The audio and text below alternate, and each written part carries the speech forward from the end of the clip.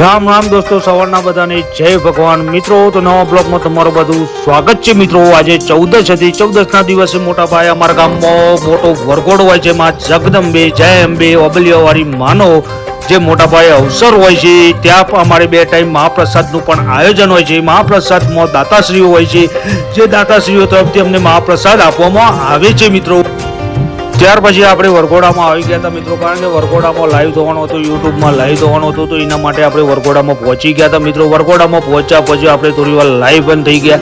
Live થતા થતા વિચાર આવ્યું કે ભાઈ થોડી વાર નાની શોર્ટ ક્લિપ પણ બનાવી દઈએ, બ્લોગ પણ બનાવી દઈએ. આપણે એના હિસાબે આપણે નાની ક્લિપો પણ કાઢી રહ્યા હતા એની સાથે. તો મિત્રો, આ એક મજા આવી ગઈ ભાઈ વરઘોડામાં. એના પછી આપણે થોડું પાણી પીવા આવી ગયા. ગરમી બહુ હતી, તો આપણા ધર્મેન્દ્રભાઈ જે સેવાનું કાર્ય પૂરું પાડી રહ્યા હતા પાણીનું, તો લોકોને પાણી પીતા હતા અને જે પણ ગરબા ગાતા હતા ગરમીના, એ પાણી પીને સીધા ગરબા ગાવા જતા હતા. મિત્રો, તો આ મારો મોબાઈલ થોડો નીચો થઈ ગયો, એના હિસાબે વિડીયો ઊંધો આવી ગયો છે મિત્રો થોડો. તો મિત્રો, એના પછી આપણે સીધો મોબાઈલ કરી દીધો અને એના પછી આપણે ઉપડી ગયા પાછા ગરબાની મહેફિલમાં. તો લોકો ગરબા તો પટી ગયા હતા. અમારો વરઘોડો થોડો આગળ ગામ વચ્ચોવચ્ચ નીકળી ગયો હતો. ગામ વચ્ચોવચ્ચ નીકળતા આપણે પહોંચી ગયા. તો વચ્ચોવચ્ચ જે પબ્લિક ડિસ્કો કરી હતી ધૂનમાં, જે ગરબાની રમઝટ હતી મિત્રો, મજા આવી ગઈ. મિત્રો, આજે ગરબાની રમઝટ જોવાની, જ્યાં માં જગદંબે હોય મિત્રો ત્યાં જોવું ના પડે. એટલે જ કહું છું કે મિત્રો, જય અંબે લખતા જજો, જરૂરથી કોમેન્ટમાં લખતા જજો મિત્રો, જય અંબે. અને આપણે પહોંચી ગયા માતાજીના ચોકમાં. જો લાસ્ટ સ્ટેન્ડ હતું અમારું, જ્યાં વરઘોડો પૂરો થઈ ગયો હતો મિત્રો. એના પછી માં જગદંબેનું જવાનું હતું ધૂપિયું, જે માં જગદંબેનું ધૂપિયું લઈને સીધા મંદિરે જવાના હતા મિત્રો. જે અમારા ગામના મહારાજ હતા, જે એમને માં 64 જોગણીનો પવન આવે છે, એ સીધા ધૂપિયું લઈને સીધા જતા રહો જશે માં જગદંબેના મંદિરે.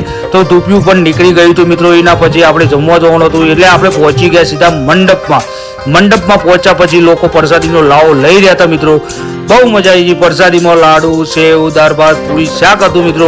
અને એના પછી જે હતા ભાઈ, જે દાતાશ્રી છે અમારા ગામના જ છે, પટેલ સુરેશભાઈ ઉમેદભાઈ પટેલ, જેમના તરફથી બપોરનું ભોજન મહાપ્રસાદ એમના તરફથી સપ્રેમ ભેટ હતું. ત્યારબાદ સીધા જે ઉમિયા મંડળની બહેનો હતી, એક સેવાનું કાર્ય પૂરું પાડી રહી હતી, પીરસવાનું કાર્ય પૂરું પાડી રહી હતી. અને જ્યાં લેડીઝો બધી હતી જે સેવાનું કાર્ય પૂરું પાડી રહી હતી, એ તો ભાઈ તમે કોમેન્ટમાં જય ઉમિયા પણ લખતા જજો મિત્રો. એના પછી આપણે બહારની જગ્યાએ આવી ગયા, જે પબ્લિક જમી રહી હતી ત્યાં જે બીજી પણ બહેનો હતી ઉમિયા મંડળની, તે પણ છાશનું વિતરણ કરી રહી હતી. અને આ સાઈડ જે બીજી સાઈડ હતી ભાઈ મિત્રો, ત્યાં પુરુષ પણ બેઠા હતા, જ્યાં પીરસવાનું કાર્ય કરી રહ્યા હતા મિત્રો. જ્યાં જો તમે જોઈ શકો છો, આ પીરસવાનું કાર્ય કરી રહ્યા હતા. જો બધા મારો બ્લોગ પસંદ આવ્યો હોય તો લાઈક, કોમેન્ટ, શેર અને સબસ્ક્રાઇબ જરૂરથી કરજો. SK boys Kamalpur.